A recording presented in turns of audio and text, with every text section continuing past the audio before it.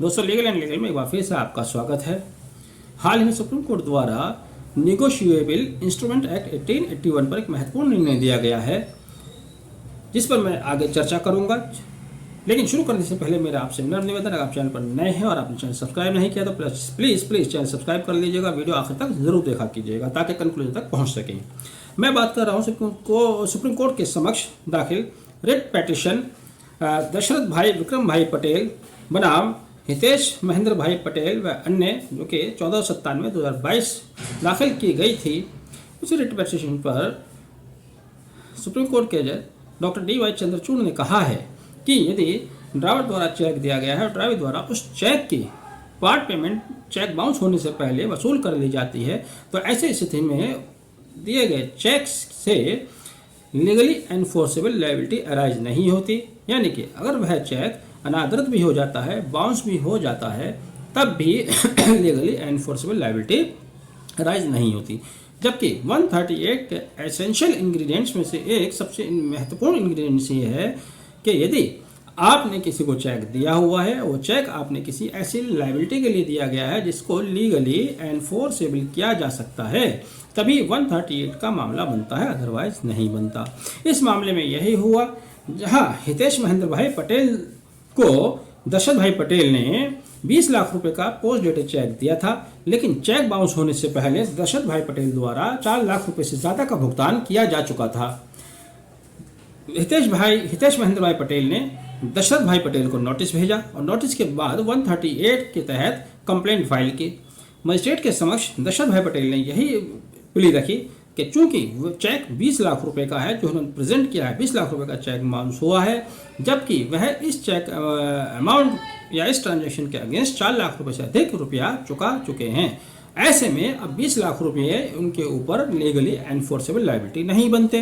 Magistrate ने उनकी plea को मानते हुए उनका मुकदमा, उनकी कंप्लेंट खारिज कर दी, जिसके विरुद्ध वह हाई कोर्ट गए। हाई कोर्ट ने मजिस्ट्रेट द्वारा दिए गए निर्णय को अपील किया। सुप्रीम कोर्ट आते हैं तो सुप्रीम कोर्ट ने भी यही कहा कि सेक्शन 56 ऑफ NI एक्ट क्या कहती है। सेक्शन 56 NI एक्ट की कहती है कि एंडर्समेंट फॉर पार्ट ऑफ ड्यू सम, उसमें कहा गया है कि जब कोई आपके पास इंस्ट्रूमेंट है तो उस पर कुछ नहीं लिखा जा सकता।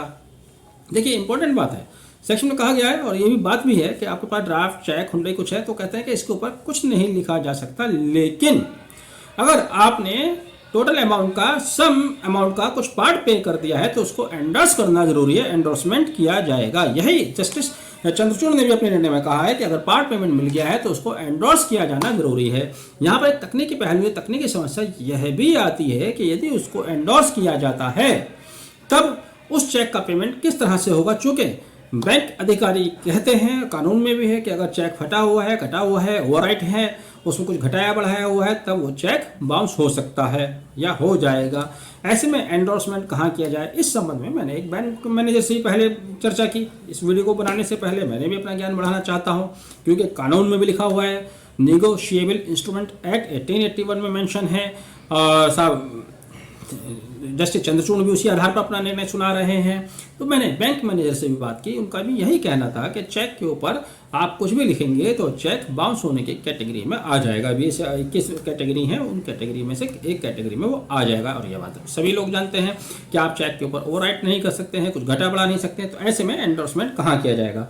अब बचता है चेक की पुष्ट पर। अगर चेक की बैक पर कोई एंडोर्समेंट कर दिया जाता है तो बैक पर किया जा सकता है या किस तरह से किया जाएगा, ये एक तकनीकी पहलू है।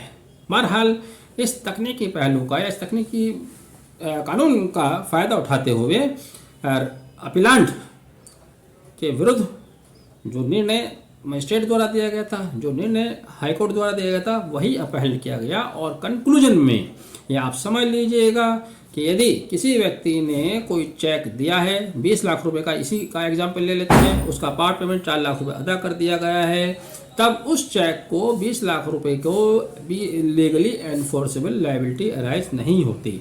और जब लीगली एनफोर्सेबल लायबिलिटी अराइज नहीं होती तो ऐसी दशा में 138 का केस किसी भी सूरत में नहीं बनता। आपने वीडियो आखिर तक देखा, बहुत बहुत धन्यवाद। Thank you, have a nice day.